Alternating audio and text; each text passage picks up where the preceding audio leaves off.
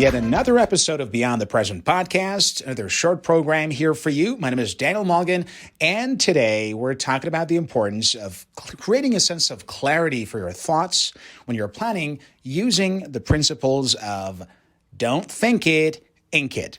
So guys, I was first introduced to this concept about almost 12 years ago, and it has totally changed the way I plan my businesses, life, and every other aspect of my life. Because you see, a lot of us, we tend to somehow think about our lives and our problems and our plans and our decisions. And I realized that thinking about those decisions and plans actually is very ineffective because thoughts are not very tangible. Thoughts are not very clear. And more importantly, they tend to go in and out of your mind. However, when you somehow materialize those thoughts on a piece of paper, or if you're like me using basically your smart gadgets and devices, this simply allows you to fully materialize those. For example, in my job, I have to travel a lot and I have to manage a lot of different time zones for my meetings and for my work. And usually when you want to plan your day ahead, it's kind of common for most of us just, sit back and lay back and say, you know what, so tomorrow I got to do this and I got to do that. And we kind of think about our plans. But I have a strict rule in this regard. I should not think it. I should ink it, which means I have to actually spend my time trying to arrange my thoughts in a written manner. And I wanted to recommend you guys today to actually start using this technique of ink it, don't think it, because this is simply going to give you a lot of basically clarity of thoughts. Now, let me tell you why it's very important to write down your thoughts or type them down or just make them materialized in a way that you can actually read and not just rely on your thoughts, because thoughts are kind of linked to emotions and your overall general executive memory. And as you probably know, our brain cannot hold so many different thoughts at the same time. So if you spend a lot of time thinking about a specific subject, then, somebody gives you a call in the middle of your phone call or let's say you're planning, and boom, you actually just got distracted. And when you come back to your plans, you have to start all over again. However, if you somehow materialize your thoughts as you're planning the day, as you're planning your budget, your business, your future, basically decisions, this allows you to fully, control what you're actually thinking about, write them down, and if perhaps you got interrupted, or maybe you, after about an hour of thinking, you got a little bit tired, or your blood, basically sugar, just kind of dropped, you simply do not have to start all over again. So it prevents you from getting distracted or off the track. Secondly, it's a great tool for reducing your stress because the very process of having to think about a decision for most of us actually is quite stressful, and it's normal because we have to get in our heads and then we have to analyze every aspect of that decision. Especially if it's in business, it's definitely going to have to consider not just you, but your employees, the marketplace, and so many other factors. If it's about your life and your time, you have to look at all the aspects of basically your schedule, when you have to wake up, when you have to go to bed, and so on. So in this situation, you tend to experience a lot of stress. However, when you write those thoughts down as you're thinking, this clarifies the whole process and therefore reduces your stress because you do not have to keep all that information in your head as you're adding new elements to your plans. Unfortunately, a lot of us, we have never been taught the importance of thinking on paper or basically thinking while typing, because this concept has pretty much never been taught at school to us. And we kind of most of us would like to just sit there and think, okay, I'm going to do this. And what about that? And what do you think about this? And this little process actually creates a lot of stress because your brain all of a sudden has to keep all that information in your head while looking for other options to basically expand that plan. For that reason, I highly recommend you to reduce your stress by simply inking it instead of thinking it. Other than that, sometimes your decisions are not based upon solid facts. You might have certain assumptions about your decisions that might somehow in the fullness of time be proven wrong.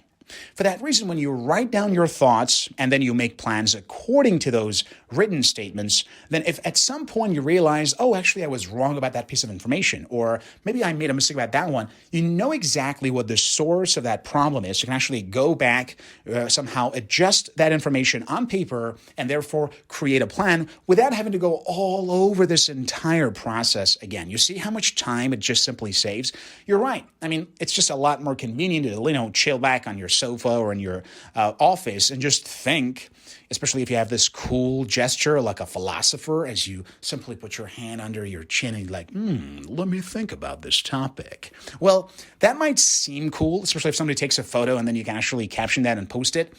But in reality, believe me, that approach actually is going to really slow you down and make it extremely, extremely inefficient.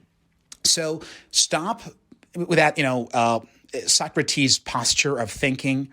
Stop with all the BS and start writing down those thoughts on a piece of paper, because that is going to give you a lot more clarity, reduce your stress, and more importantly, you don't have to worry if some aspect of that plan is not accurate. Oh, I'm going to have to start thinking all over again. So you can actually go straight to that issue, change it, and of course, improve it.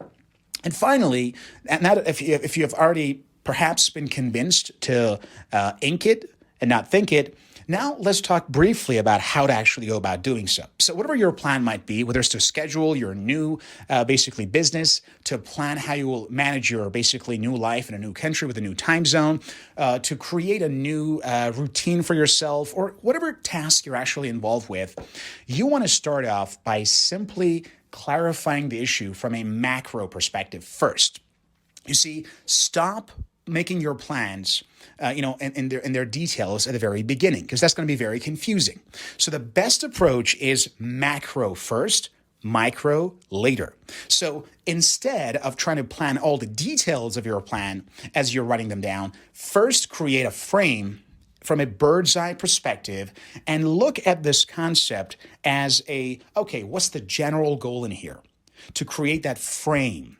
And once you think in a macro level and write down your plans from a basically macro perspective, let's say, I want to plan my day as I perhaps, have to, let's say, move to this country for about a month for my work. So we're not going to start planning basically, so from 7 to 7:30, I have to do this Zoom meeting, then I have to actually arrange this one. No, you simply create a macro schedule. You say so my working hours in this country are going to be for example, from 5 a.m. to 2 p.m. basically, right?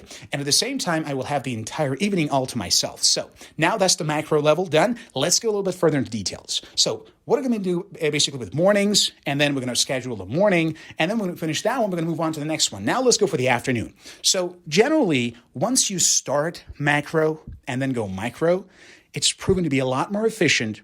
And again, it reduces a lot of your stress because it's fully organized. But a lot of us, unfortunately, those of us who actually do plan on paper, we start with micro planning. We start planning the steps instead of the whole map. So first plan the map, then create the route and the steps and the lefts and rights, right?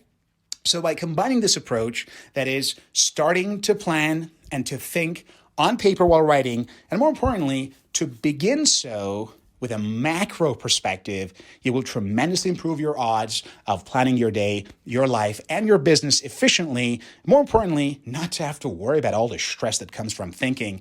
And yeah, you might not have that, extra credit of, looking so cool as you think like Socrates and you put your hands under your chin. But don't worry, that's not a big deal. You can take that photo later, but you will make your plans efficiently using this technique. All right, guys, that was our short program for today. Hope you will hopefully apply this technique to your planning, and this allows you to not to think it, but to ink it. All right, that was all the time we have for. My name is Daniel Morgan, and this was Beyond the Present Podcast. Have a good one.